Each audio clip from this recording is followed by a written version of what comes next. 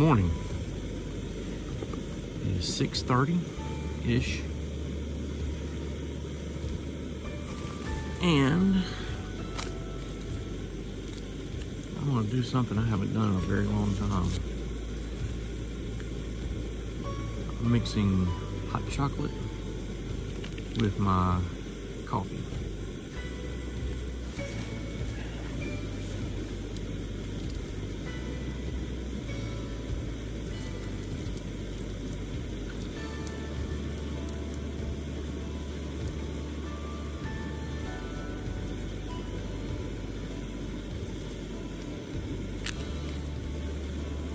I normally drink coffee black. This feels like I'm having a fancy coffee.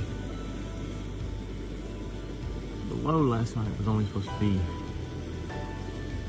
mid to low 30s, like 34, 35 or so. So it's chilly, but not super cold.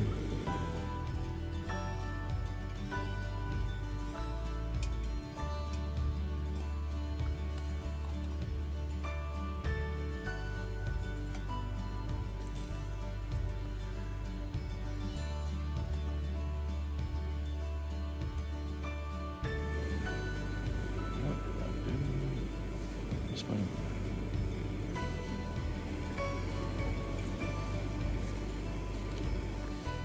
Crap, I don't know what I did with my spoon.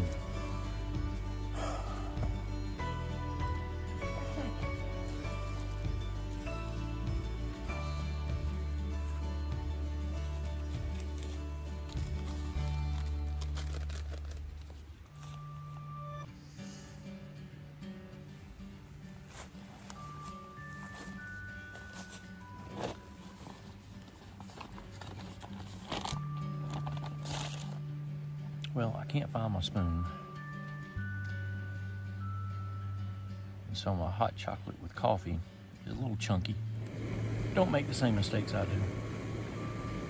This is a lesson in always have just really solid routines where you do the same thing every time. So I found my spoon. What I did is last night, instead of doing what I normally do with it, for some reason, I just sort of absentmindedly stuck it in my ditty bag. I don't know why. It doesn't go in my ditty bag. I don't have any idea why I did that. That's what I did, and couldn't find it this morning, but I finally found it after drinking chunky hot chocolate.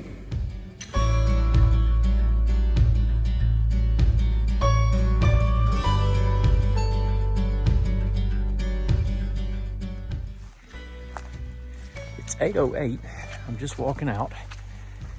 So I missed my time, but just barely. My pack is noticeably lighter today. I had pretty heavy dinner, so after eating that lightened it up, and I'm also carrying very little water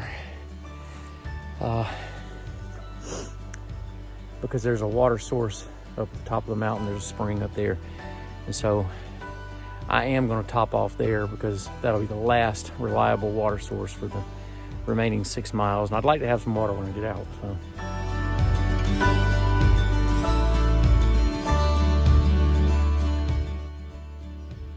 This is the stream. It's fed by the spring up here at the top of Talladega Mountain. I'm gonna fill up my water bag, drink everything I've got, and then refill it for the last 6 miles out. Whew! I did that climb in 1 hour and 10 minutes. That might be a personal FKT.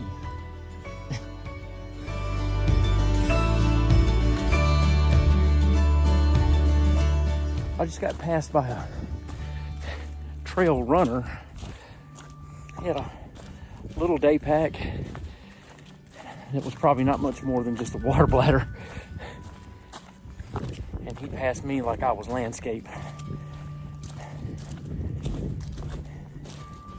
And so, at the pace that I do, I think, I'm doing something, and then somebody comes running by you. It's kind of humiliating. Or humbling, anyway. Between the intersection of the Pinhoti and the Chinnabee Silent Trail, where I stopped to take that break, and the Stairway to Heaven, which I'll show you in just a little while. The trail is dotted with these overlooks. It's just fantastic, especially this time of year. When the leaves are down, you can see out. I'm sure you can hear that wind. It's pretty chilly up here.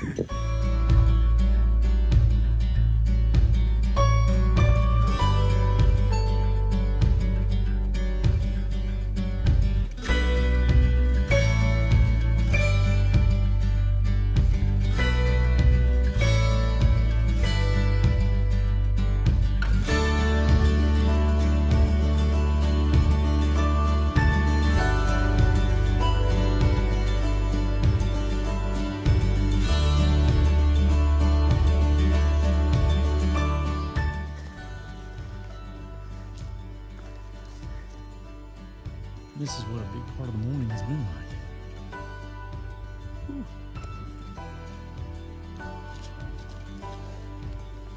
So I have begun the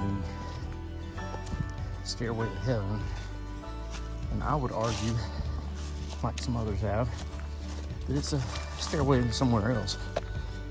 Because when you're going up this thing, you're pretty shredded after making it to the top, and by the time I get to the bottom of this, my legs are gonna be jello.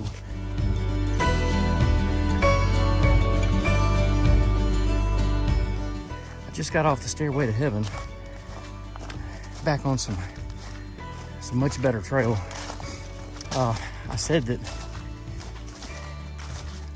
another name for the Stairway to Heaven could be the Stairway to somewhere else, but it could also be named the meat grinder. I think that's what I'm going to start calling it, because that thing will just chew you up.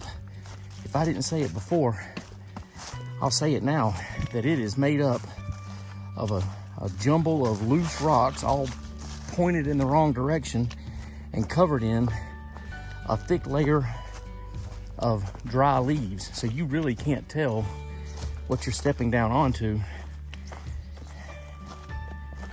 Fortunately, it just doesn't go on forever. It only goes on for maybe a half mile when you consider all the switchbacks and everything.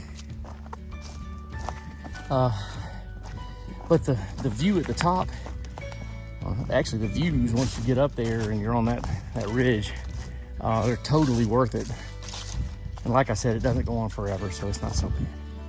Now I'm at the bottom of the Stairway to Heaven. Things have sort of leveled off a little bit, got to some real cruisy trail, and I'm just gonna stop and have a water break for a little while.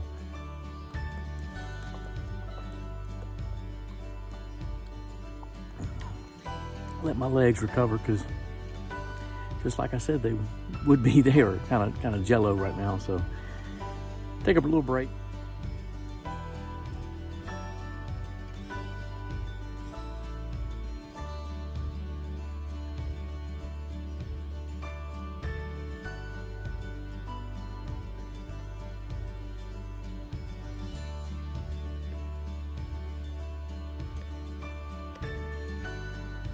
Absolutely perfect day.